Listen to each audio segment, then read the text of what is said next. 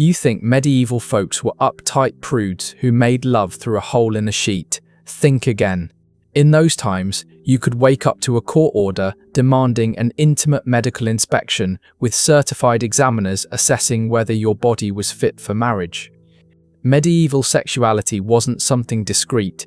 It was a performance, a public drama. Bishops ran massive entertainment networks. Newlyweds, they needed witnesses to confirm the consummation. One failed test and your entire future could fall apart.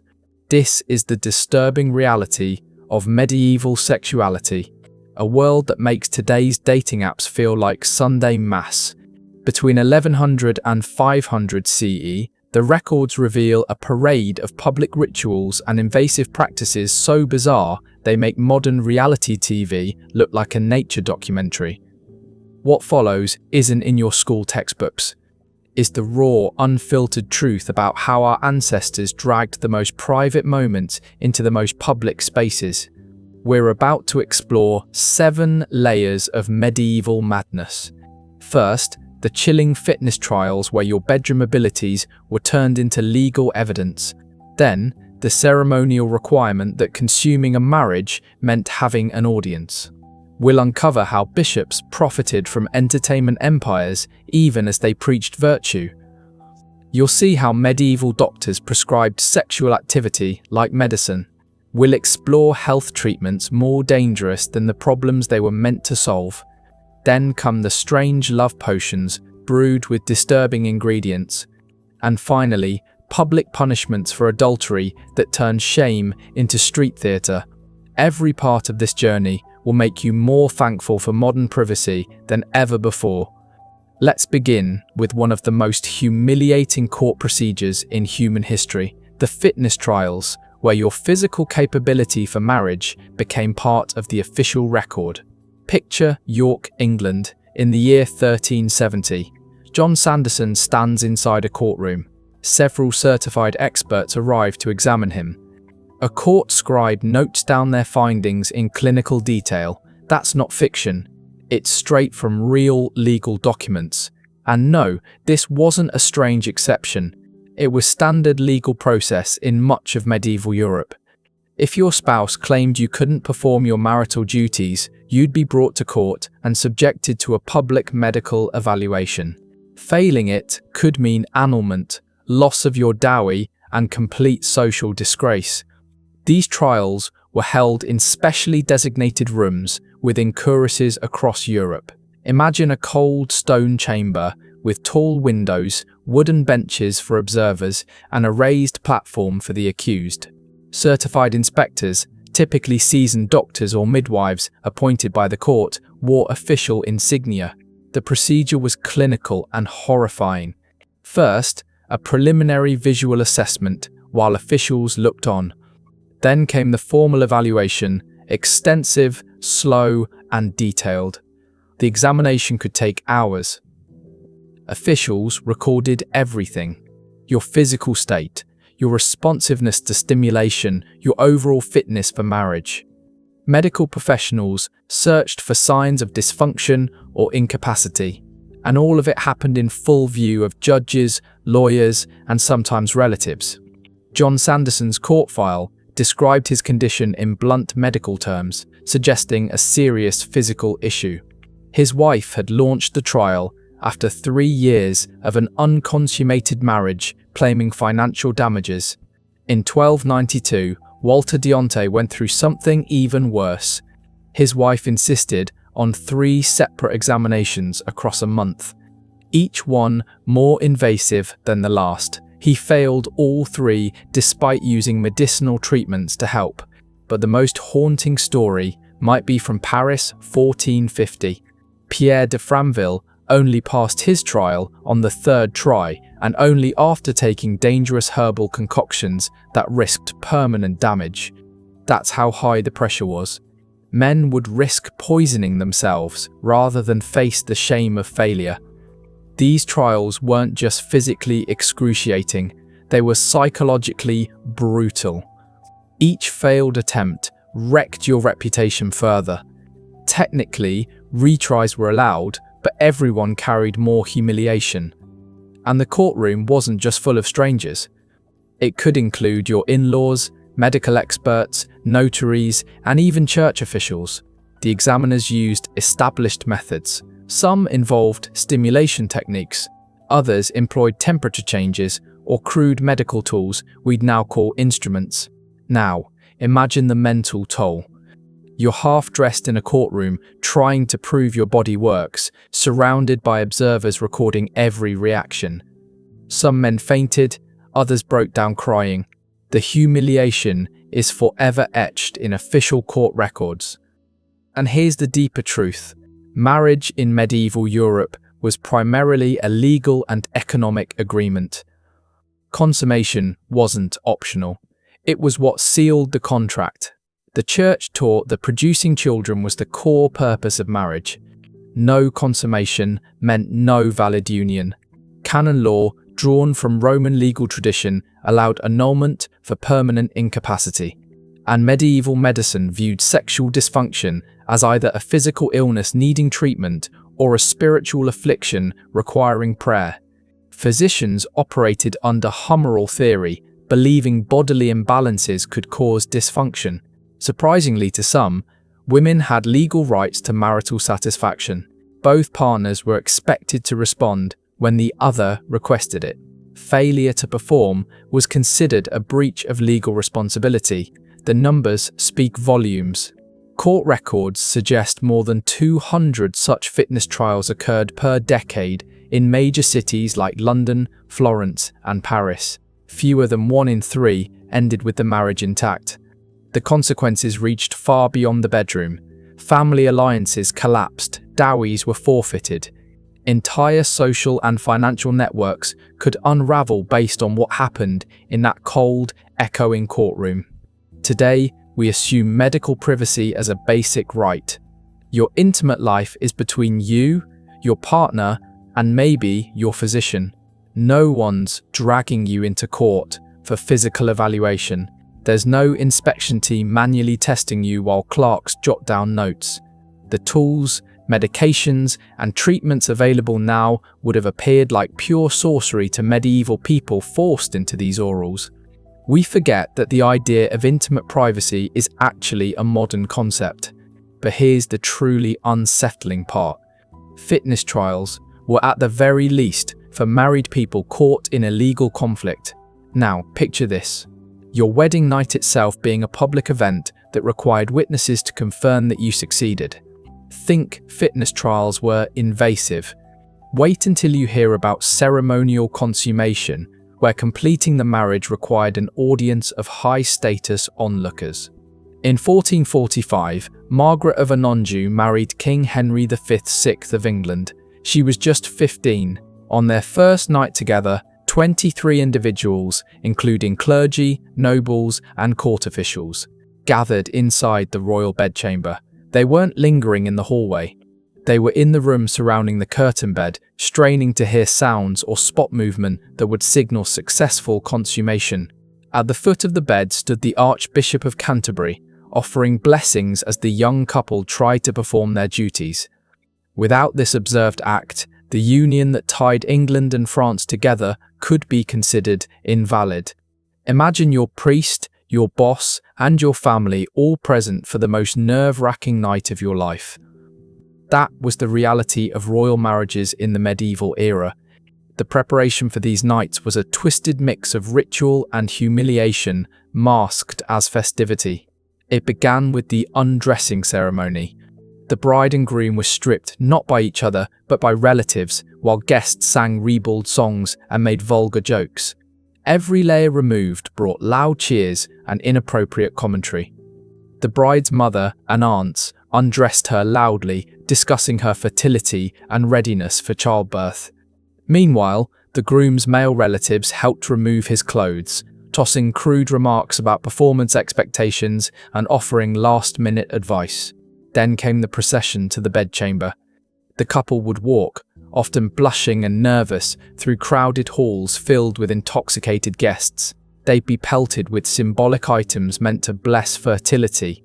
Or, more often, just to embarrass them, They were forced to drink specially prepared wine mixed with so-called aphrodisiac herbs and eat stimulating foods like honey cakes or oysters, all under constant jeering from onlookers.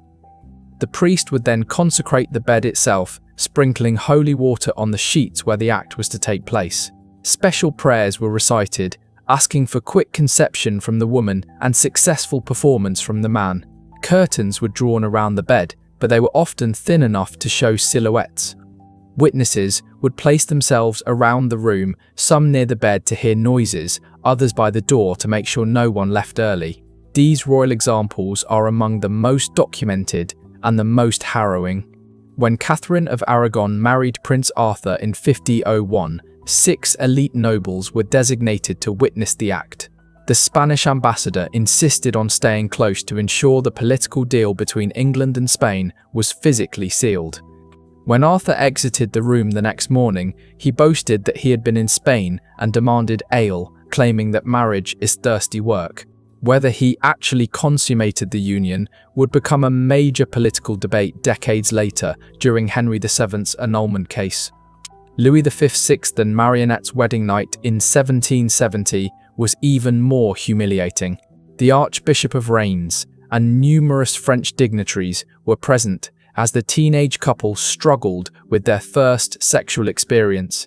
Court records suggest it took 7 years for them to successfully consummate the marriage. 7 years of repeated, publicly pressured attempts, many with witnesses in attendance. The psychological toll of that kind of pressure is hard to imagine. When Margaret Tudor married the King of Scotland at the age of 13, Scottish nobility demanded to witness the act themselves to ensure the English princess had truly been claimed for Scotland. Some records note, hearing her distress, whether it was from pain, fear, or the horror of such a public moment, no one can say for sure. Political marriages weren't about romance. They were about strategy, cementing alliances, securing borders, and ensuring heirs. And all of that hinged on whether a couple could prove physical union. The next morning brought even more humiliation. Sheets were displayed as public evidence, either hung from windows or paraded through castle halls. The bride might be examined by midwives who searched for physical signs that consummation had occurred. These women would then swear legal oaths about their findings. Their statements became part of permanent records still preserved in archives today. Witnesses gave formal testimonies describing what they had seen or heard. Several accounts mention bed curtain movement consistent with vigorous activity and auditory confirmation as strong evidence. In some cases, witnesses had to remain overnight to observe multiple attempts. If a couple failed to prove success, they were sometimes forced to repeat the performance the following night. This time with even more people present. Continued failure could lead to annulment almost immediately. The consequences enormous. Failed consummation could collapse political treaties, trigger succession crises, or lead to national conflicts. Dowries could be revoked. Entire dynasties could be thrown into chaos. The pressure on 2 young, inexperienced people to perform a deeply personal act under the watch of strangers was unbearable. And here's what most people miss. This wasn't just cruel tradition. It was legally and politically necessary. Political marriages were the core of medieval diplomacy. They stopped wars, arranged trade, and determined inheritance.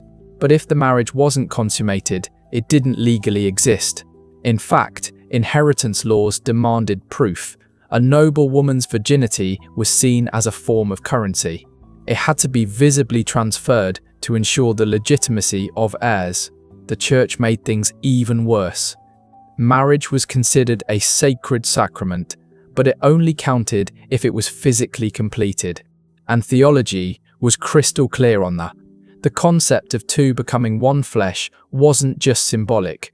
It demanded physical proof. Witnesses were required to eliminate any future debates over legitimacy.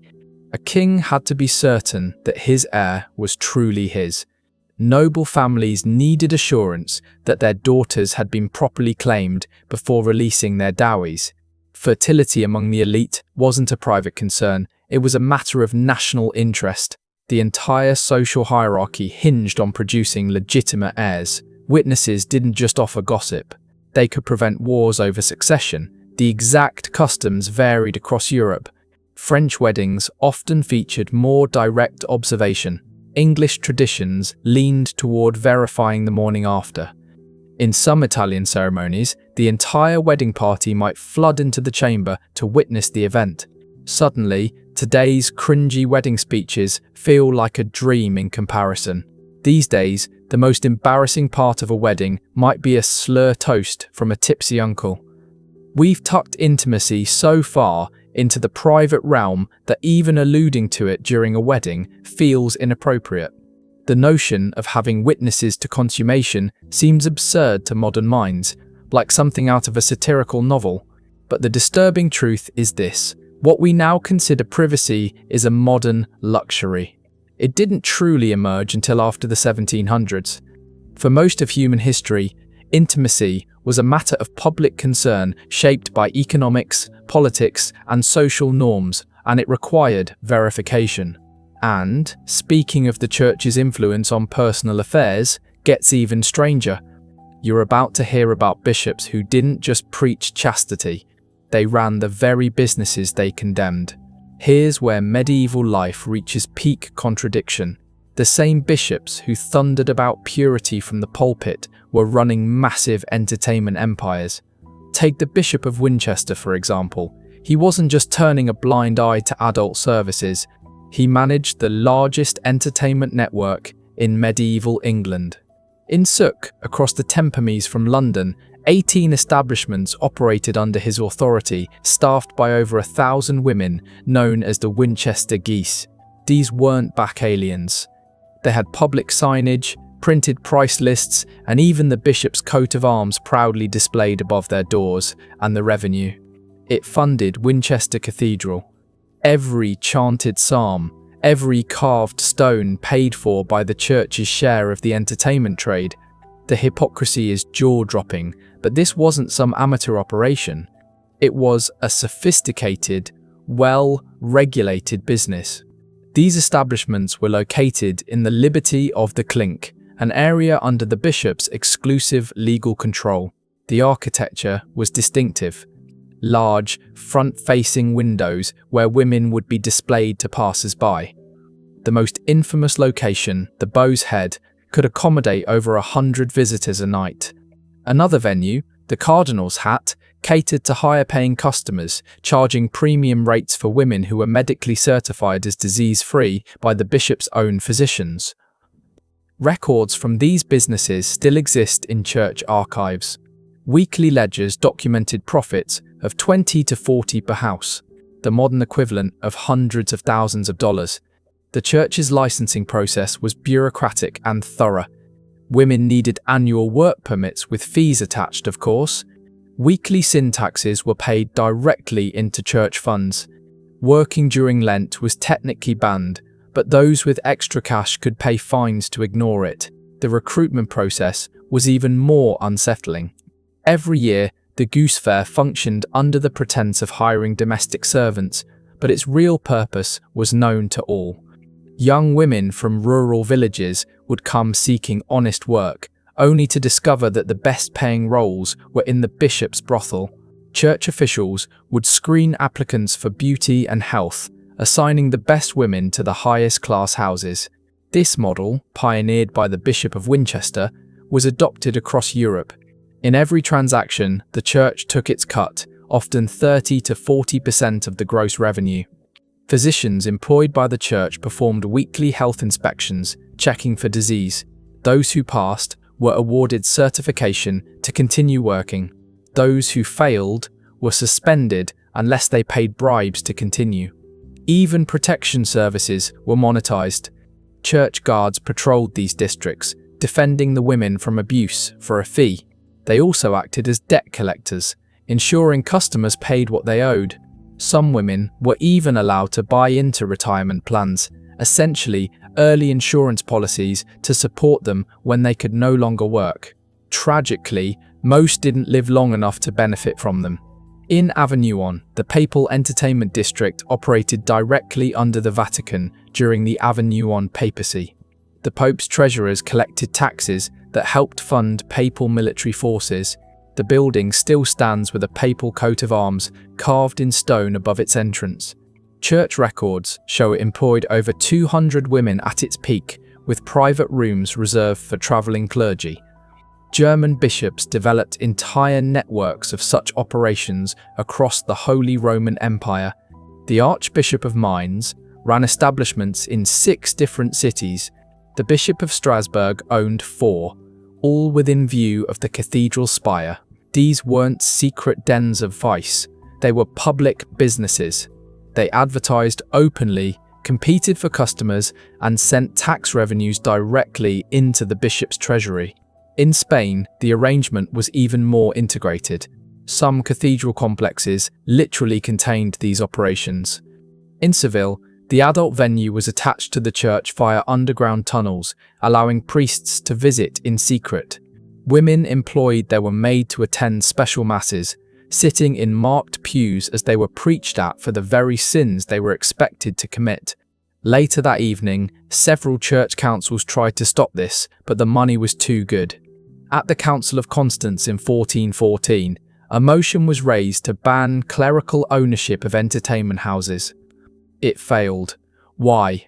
Because many of the attending bishops had arrived with entourages of women from the very industry they were supposed to condemn. The Council of Basel in 1431 issued a fiery denunciation of church involvement in adult entertainment. Ironically, the documents condemning the practice were written in rooms above the largest brothel in town, owned by the local bishop. So, how did they justify it? The answer lies in the twisted logic of medieval theology. Church fathers leaned on Saint Deus on the saint. Augustine's old claim that such activities were a necessary evil, like a sewer, disgusting but essential to keep the city clean. Thomas Aquinas went further, arguing that regulated services reduced worse sins like rape, adultery, or violence. By controlling the vice, bishops claimed they were defending public virtue. But the real reason was far more straightforward. Money. Building cathedrals was expensive. Financing wars required endless gold. Bishops lived like nobility, and the church needed cash flow. And nothing filled the coffers like a business that never stopped, even on holy days. Some historians estimate that revenues from entertainment operations made up between 20 and 30% of the church's income in many major cities. The Bishop of Winchester's enterprise alone generated enough annual profit to fund the construction of a new church every year. The profit margins were astounding. A standard transaction might cost the client 4p. 1 went to the woman, 1 covered operating costs, and the remaining 2p flowed directly into church funds. Multiply that by thousands of weekly transactions across hundreds of church-controlled venues, and it becomes clear why reform was never a serious option. The medieval church was financially dependent on these operations. What's shocking to modern sensibilities is that at the time this arrangement wasn't considered particularly outrageous. The clear boundary between religious authority and commercial enterprise that we expect today simply didn't exist. Bishops weren't just spiritual leaders, they were landlords, tax enforcers, and businessmen. Running brothel was just another source of revenue, no more morally jarring to them than collecting fees at a toll gate or charging for mill usage. The same bishop who thundered against vice in Sunday sermons might review his brothel's earnings the next day and feel no internal contradiction, and beyond profit, there was a layer of social control. By managing these operations, the church wasn't just collecting money, it was shaping society. They controlled who could work, where and when services could be offered, and how much could be charged. They created moral categories, distinguishing honest workers from the disreputable. They enforced strict dress codes to visibly separate these women from the so-called respectable. In this way, brothel became mechanisms of social engineering, directing male urges into monitored, taxable environments. In comparison, today's religious scandals seem tame. Modern clergy caught in compromising situations typically try to cover it up. Medieval bishops, they hung their coat of arms over the door and ran the business proudly. It wasn't hidden hypocrisy, it was systematic, institutionalized at the highest echelons of spiritual power, and the contradictions ran even deeper, right into medicine and theology. The church didn't just tolerate these practices. Its affiliated physicians prescribed sexual satisfaction as medical treatment. In fact, medieval medical authorities believed that female orgasm was essential for conception. This wasn't fringe science.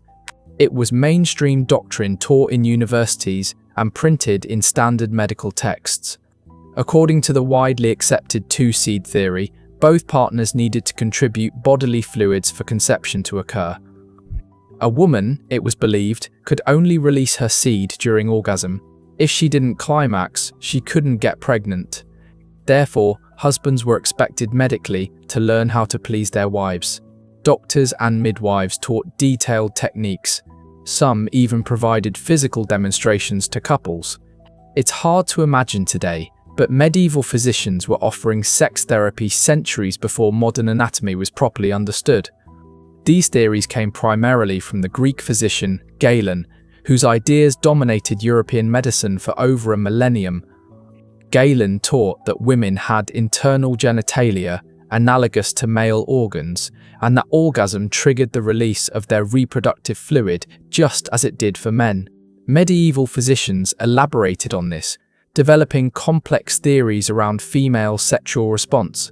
Women with hot temperaments supposedly required different techniques than those with cold ones. Moist or dry body humors influenced ideal positions for intimacy. It sounds as detailed as any modern relationship guide, but it was based entirely on misinformation. Still, medical texts from the era were astonishingly specific. The most influential was the Trotula, a collection of women's medical knowledge that described in explicit detail how to help a woman achieve satisfaction. It advised using sweet-smelling oils, gentle touch in sensitive areas, and optimal positions based on constitution. Cold-natured women were advised to be on top, tilted anatomy called for sidelining positions, and overly moist women were given yet other suggestions. The clinical specificity is astonishing. For a time, many knew nothing about female pleasure. Physicians even developed tools and methods that would make today's therapists blush. Some recommended specially carved warming devices made from wood or ivory. Herbal oils containing mint or pennyroyal were used to heighten sensation. Cinnamon or pepper oil was applied to stimulate blood flow. Some doctors suggested music, arguing that rhythmic melodies enhanced arousal. This gave rise to a strange medical subspecialty. Midwives became de facto intimacy coaches. They gave lessons, demonstrated techniques using Croft dolls, and even hosted guided sessions where they gave life feedback to couples, offering instruction on rhythm, touch, and posture. An entire industry grew around female arousal aids.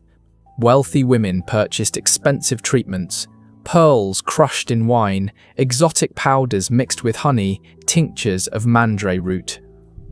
Intricately carved jade tools were sold as exercises. Some enhancements were studied with jewels or filled with stimulating herbs, while primitive irrigation devices were used for pre-intimacy cleansing. All of it was endorsed by the medical establishment, not as hedonism, but as vital for reproductive success. Medical case studies illustrate how seriously this was taken. One physician recorded treating a merchant's wife who had been unable to conceive after 3 years.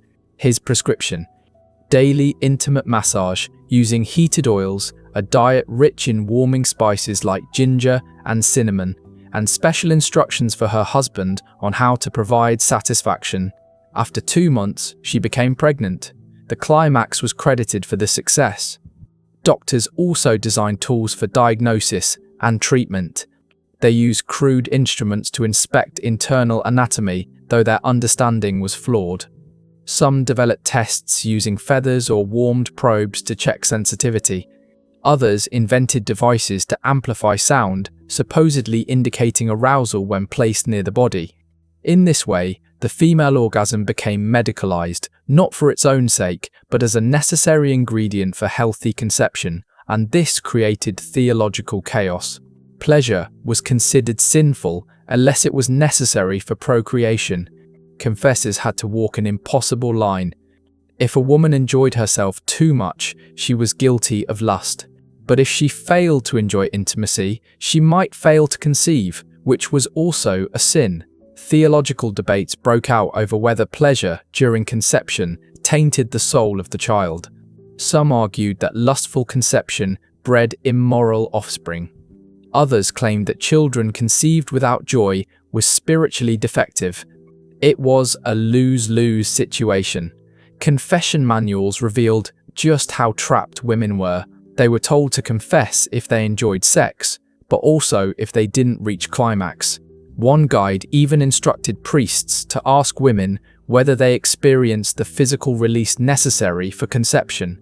Those who admitted to faking pleasure to escape unwanted encounters were told they had interfered with God's plan for fertility.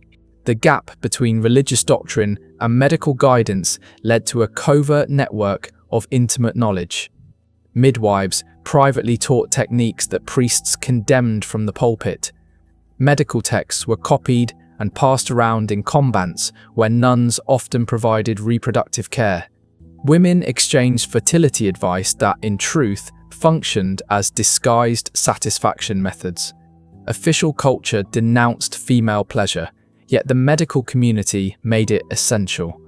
Here's what most people don't realize. Medieval medicine wasn't just philosophical guesswork. It was built on generations of observation. The framework was flawed based on humoral theory rather than hormones, but the empirical insights were real. Practitioners noticed patterns linking satisfaction and fertility. Economic pressures, especially the need for heirs, drove this attention. Noble bloodlines depended on legitimate offspring. Merchants needed successes for their trade, and even farming families required children for labor. Infertility meant financial ruin. So when prevailing theory claimed female climax was necessary for conception, satisfying women became a medical obligation, or even if it clashed with theology. The gender divide in medicine also mattered. Men wrote the textbooks, but women provided care. Female healers passed down knowledge of women's anatomy in response, translating it into acceptable medical language. Teaching a woman how to climax was sinful. Offering treatments to warm the womb was medical care. Ironically, this made medieval doctors more forward-thinking than some 20th century physicians. In the Victorian era, doctors denied that respectable women had desire at all. Early modern medicine labelled female sexual pleasure as pathological. By contrast, medieval physicians, though misguided in their theories, at least treated female pleasure as biologically important.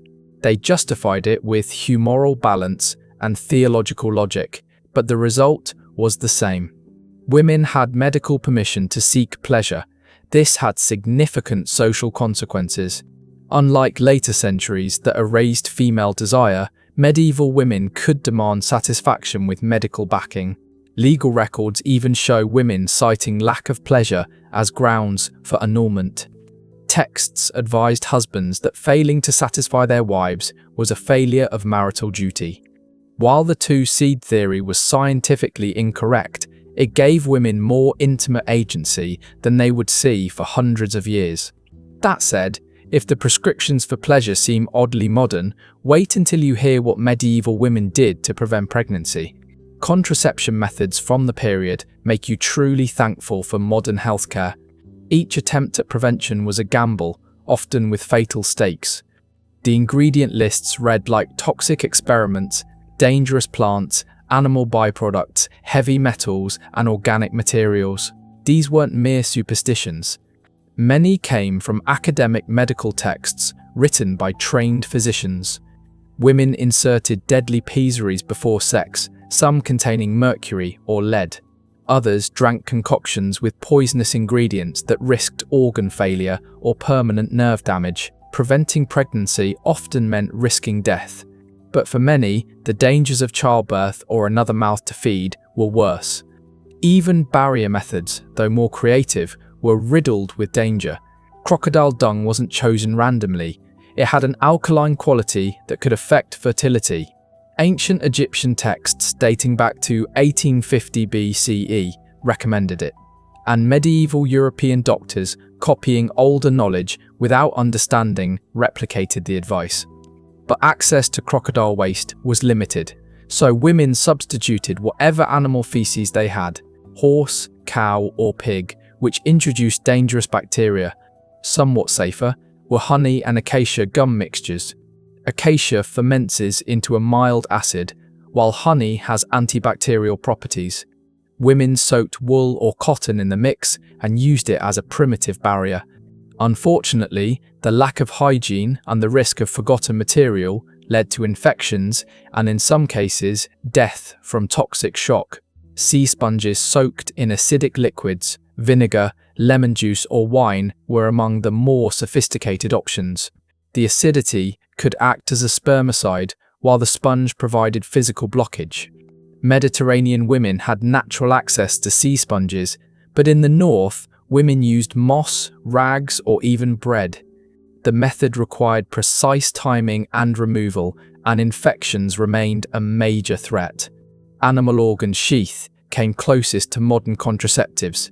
Cleaned and dried sheep intestines, pig bladders, and fish bladders were fashioned into early condoms. They were expensive, reusable, and mostly accessible to the wealthy. They were tied with ribbon and had to be soaked in warm milk or water before use. The Catholic Church fiercely opposed them, calling them armor against God's will. Using one could lead to excommunication. The sheer toxicity of some methods speaks to the desperation of women facing unwanted pregnancy. Mercury mixtures were prescribed in small doses to cool the womb. These caused tremors, tooth loss, and in many cases, madness. Some women were poisoned to death, a tragic but effective form of birth control. Lead-based treatments were just as horrific. Sweet salt, a lead compound, was consumed or applied internally. It caused severe pain, constipation, and irreversible brain damage. Analyses of medieval female skeletons have revealed dangerously high lead levels, suggesting death by contraceptive use. Copper sulfate, introduced through Arab medical knowledge, was used for post-intercourse irrigation. While copper can be effective, the concentrations used were caustic, leading to burns, infections, and permanent internal damage. Herbal options were less lethal, but still dangerous. Pennyroyal tea could prevent implantation, but was toxic to the liver. Rue, Queen Anne's lace, and tansy were common, but had an incredibly narrow margin between effectiveness and poison. A woman might chew 7 Queen Anne's lace seeds daily or drink RT during menstruation, but dosing errors were often fatal. Then there were the magical methods, seemingly absurd but deadly serious to those who tried them. Women wore charms made from weasel reproductive organs around their thighs during intercourse. These had to be harvested under specific moon phases and preserved in honey. Others applied mule earwax internally, believing that because mules are sterile, the wax had contraceptive power. One of the most chilling practices involved carrying the preserved hands of deceased infants, ideally unbaptized, as amulets during intercourse, believing the spiritual power would prevent conception. The black market for infant corpses used in contraceptive magic appears in records from several witch trials. Menstrual blood rituals, meanwhile, straddled the line between proto-science and occult practice. Some women would dry their menstrual blood into powder and secretly feed it to their husbands in wine or food, believing it would reduce male sexual drive. Others burned used menstrual cloths and used the ashes as vaginal pessaries. Still others believed that sex during menstruation prevented future pregnancy, a practice the church condemned as especially sinful. More extreme methods involved exotic animal organs. These suppositories often required freshly harvested organs from black cats killed under specific astrological alignments. Dried, ground, and blended with herbs, they were formed into pessaries. Because of the association between cats and witchcraft, mere possession of such items could lead to accusations of sorcery. Yet archaeological digs around convents and other institutions have uncovered an unusual density of cat bones in latrines, suggesting this practice was more common than we might think. The desperation behind these dangerous choices was rooted in harsh realities. Repeated pregnancies wrecked women's bodies. A woman who lived to menopause often experienced 8 to 12 pregnancies. Childbirth was the leading cause of death for women of childbearing age. Poor families couldn't afford to feed more children, but the church condemned any interference with procreation as sinful. Husbands had legal rights to sexual access. Women had no legal way to refuse and little recourse. Still, a female knowledge economy persisted in secret. Midwives passed on contraceptive recipes to apprentices. Wise women sold herbs and gave instructions. Even sex workers exchanged professional tricks. Ironically, convents became hubs of reproductive knowledge.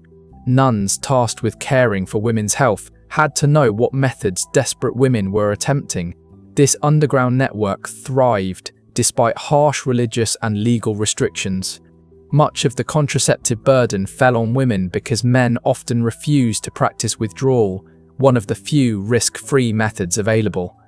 Though also condemned by the church, withdrawal at least didn't involve poison, yet court records show women begging husbands to spill seed outside and being beaten for the request. This gendered imbalance in reproductive responsibility hasn't changed as much as we might like to think.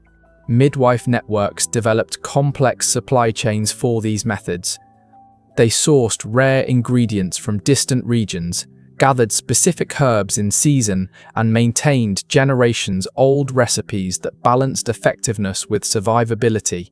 Tragically, midwives were often prosecuted as witches precisely because of their contraceptive knowledge. To know how to prevent life, authorities believed was to be capable of ending it.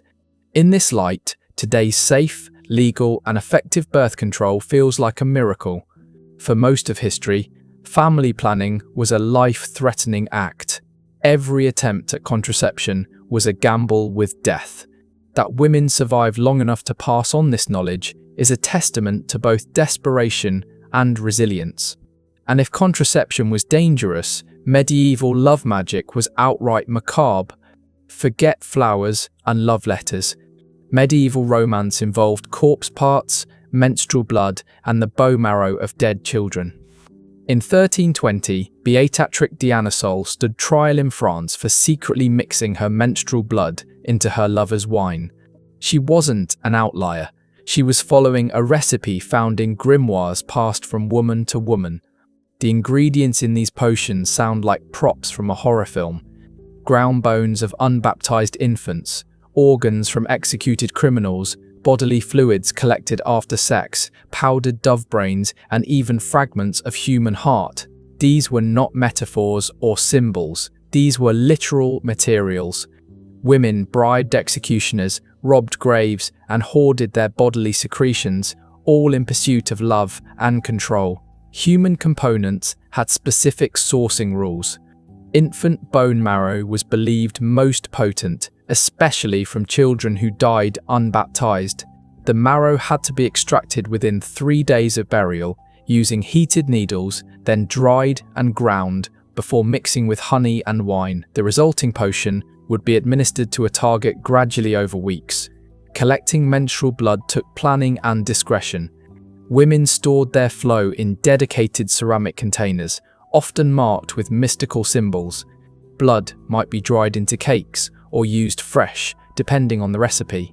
Some call for blood from specific cycle days or lunar phases. The most powerful formulas required mixing menstrual blood with other bodily fluids gathered after intimacy. Supposedly, merging the essences of both partners. Hair was another essential. Women collected strands from their lovers, sometimes during sex, sometimes afterward, and either stored them in lockets or stitched them into garments. Later, the hair might be burned with incense, ground into powder, or braided into charms. Some recipes called for hair from both partners, interwoven and worn close to the skin. Others required stealing hair without the man's knowledge, adding deception to the act of love. Corpse organs required even more precision. The person had to die violently. Executed criminals were ideal with suicide victims, a secondary choice. The organs were dried slowly over low heat, then combined with herbs like vein or mandre and mixed into food. The belief was that the violent death imbued the organ with magnetic power. Some executioners built side hustles selling preserved organs to desperate women. The rituals were as elaborate as the ingredients were disturbing. Women timed cemetery visits based on the moon, new moons for binding, full moons for attraction. Incantations were recited, often in Latin phrases, memorized phonetically without understanding. Mixing took place at crossroads, graveyards, or churchyards. Others called for wearing the target's clothing. Timing was everything. Grimoire texts included detailed lunar calendars and astrological charts. Gathering an ingredient under the wrong moon rendered it useless or dangerous. The incantations themselves were often a bizarre mix of Latin folk sayings and nonsense syllables. A 14th century grimoire includes this example: Bervis visa mortui banguin menstrum lea cormantis. Many women couldn't read, so they memorized the lines by sound, often garbling them. Still, the power was believed to lie in the ritual, not the pronunciation. Amazingly, some potion recipes show surprising sophistication in their dosage instructions. Grimoires gave exact instructions on how much love potion to use, factoring in a target size, temperament, and resistance. Too little and the spell failed. Too much and the man could go mad or die. Women recorded outcomes carefully, adjusting recipes based on effects. Some became known as love magic specialists, offering their services to others. The legal consequences were severe, but inconsistently applied.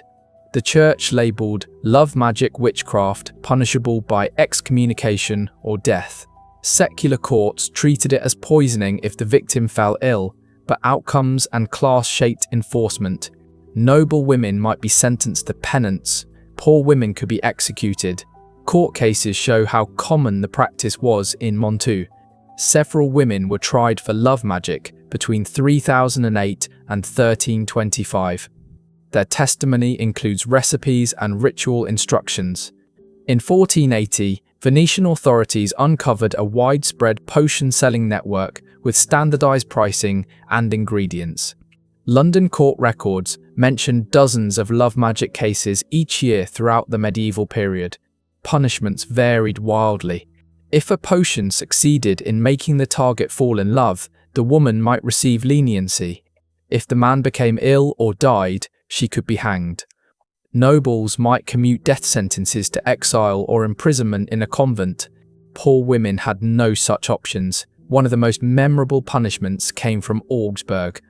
Convicted potion makers were forced to publicly drink their own brews. Grimoires often exaggerated success rates, but court testimony suggests some psychological effects. Men who knew they'd been dosed often claimed to feel unnatural attraction. The placebo effect, power of suggestion, or noibo anxiety caused real behavioral changes. In many cases, the target may have already been interested. The potion merely gave the woman confidence to act. Victim reports describe strange symptoms: racing hearts, lack of focus, intrusive arousal. Whether due to actual ingredients, psychological suggestion, or fear of magic, the effects were very real. The women risking everything for these results were often responding to the brutal reality of medieval life. Marriage was a woman's best, sometimes only, path to security. An unmarried woman passed her prime faced poverty or social exile. Widow remarriage was often the only route to survival. In this context, Grave robbing for potion ingredients wasn't madness, it was strategy. A marriage to a merchant or lesser noble could transform not just a woman's life, but her family's entire future. Marrying a skilled artisan instead of a labourer could mean the difference between comfort and starvation. Love potions weren't about romance, they were high-stakes economic investments. Medieval love magic drew heavily from classical sources. Ovid's Art of Love and Greek magical papyri were copied and reinterpreted in medieval grimoires. Classical authority gave the practice a kind of intellectual legitimacy. If ancient poets described love potions, how sinful could they really be? There was also overlap between love magic and folk medicine. Many ingredients had legitimate uses. Dove's blood treated epilepsy. Human bone marrow was a remedy for joint pain. This gave women plausible deniability. Apothecaries selling dove brains for headaches had no idea they were destined for spells. It also made ingredient acquisition easier. Medical needs provided a cover. Gender shaped the way magic was treated. Both men and women used love magic, but prosecutions overwhelmingly targeted women. Male practitioners were often respected as learned magicians. Women, in contrast, were labelled witches. A woman using magic to control a man was seen as subversive. It flipped the natural social order. Church attitudes were complex. Officially, all magic was condemned. But in practice, some clergy offered love blessings and charms. Priests sold holy water and blessed candles explicitly for love rituals. Certain monasteries even gained reputations for effective magical help. The church focused less on love magic itself than on its perceived diabolical components. All of this makes modern dating look positively tame.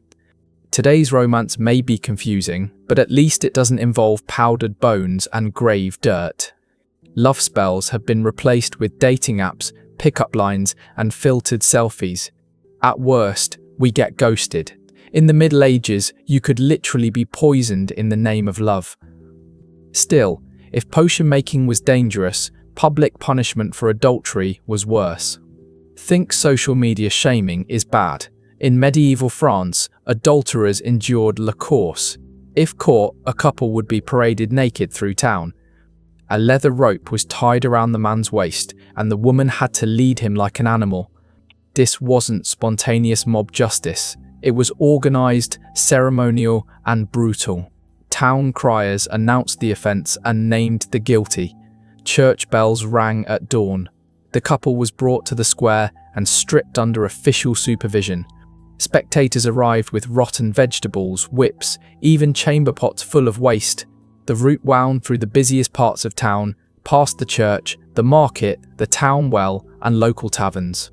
At each major stop, designated citizens, usually strong, respected men, delivered blows. Some neighborhoods had punishment stations where the humiliation intensified. The full course might take hours to complete, covering 2 to 3 miles. The event was a civic ritual. Shops closed, fields were abandoned, the entire town turned out. Medieval cancel culture didn't just ruin reputations, it broke skin. Children were brought to witness the wages of sin. Townspeople prepared for days, stockpiling rotten vegetables, collecting animal waste, crafting special whips. Anticipation built like a festival. Vendors sold snacks and drinks. Drummers sometimes provided a grim soundtrack to the spectacle. Church bells rang throughout, giving religious gravity to the punishment. Different bell patterns marked the event stages. Rapid ringing at the start, slow tolling at punishment stations, triumphant peals at the end. Some towns even had bells reserved just for adultery runs. The judicial records from Carsonnon in 1347 paint a disturbing picture. A merchant's wife caught with a young clerk endured loss that July. She dragged him 3 miles, suffering beatings from willow switches and filth hurled by the crowd. She survived, but fled town immediately. The rope around his waist caused internal injuries, and he died a week later from infection. Toulouse records from 38-9 describe a knight caught with a baker's wife. Despite his noble status, he was not spared the ritual. The symbolism of a common woman leading a knight by a rope enraged the crowd. They saw a rare chance to punish aristocratic privilege. He survived, but the damage ended his military career. He could no longer ride. For a punishment that wasn't technically an execution, survival rates were low. Up to 40% of men died from infection or internal damage caused by the waist binding. Women fared better, but still suffered serious injuries from beatings and public violence. Some couples killed themselves rather than face la cour. Others vanished, living in permanent exile once rumors spread. The crowd's behavior revealed deep community dynamics. The harshest blows often came from the wronged spouse's relatives. But the event also invited personal revenge. Spurned lovers, business rivals, even envious neighbours could join in under a cloak of moral justice. What was punishment for adultery became a cathartic purge of community tensions. The ideology behind Laor saw sin as collective contamination. Adultery wasn't just betrayal, it was a threat to the economic and social fabric. It cast doubt on paternity, inheritance, and family alliances. The whole community had to cleanse the sin through ritualized violence. Every whip crack, every thrown vegetable was part of restoring order. The gender symbolism was harsh and revealing. The woman leading the rope signified a sexual reversal of power, female control over male desire. The man being led showed how lust reduced men to animals, but women still paid a steeper price. Most were expelled after the ritual, regardless of survival. Men, especially of status, were sometimes allowed to stay. Adultery in a world where wealth and bloodlines were inseparable wasn't just a private matter, it was theft of lineage, of property, of social trust. The public nature of the punishment was designed to reinforce moral contracts. Everyone saw what happened when marriage vows were broken. Different regions had different styles of punishment. In England, adulterers were more likely to face the stocks or pillories. German towns favoured head shaving or tar, but southern France and parts of Italy fixated on ropal punishments. Some historians link this to Roman traditions emphasising humiliation over incarceration. As a deterrent, laws had mixed results. Court records show adultery rates didn't decline significantly, but deterrence may not have been the main point.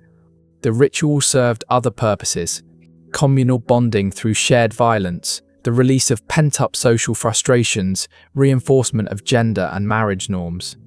Its endurance suggests it met deep emotional and cultural needs. Gradually, the violence lessened.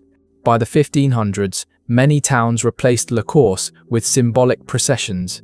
Adulterers might be paraded on a donkey facing backward or forced to wear signs detailing their sins. The rope binding vanished first. Too many deaths had caused legal backlash, but public shaming persisted. Even into the modern era, social punishment for adultery remained common, just with less blood. By comparison, today's cancel culture seems downright gentle.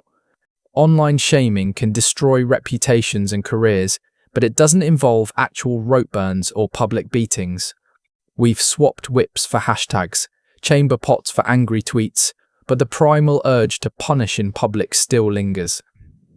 It just moved to the digital square after watching 7 layers of medieval sexual madness unfold. From courtroom performance trials to grave robbing for love potions, modern life, i.e., for all its frustrations, is a paradise by comparison.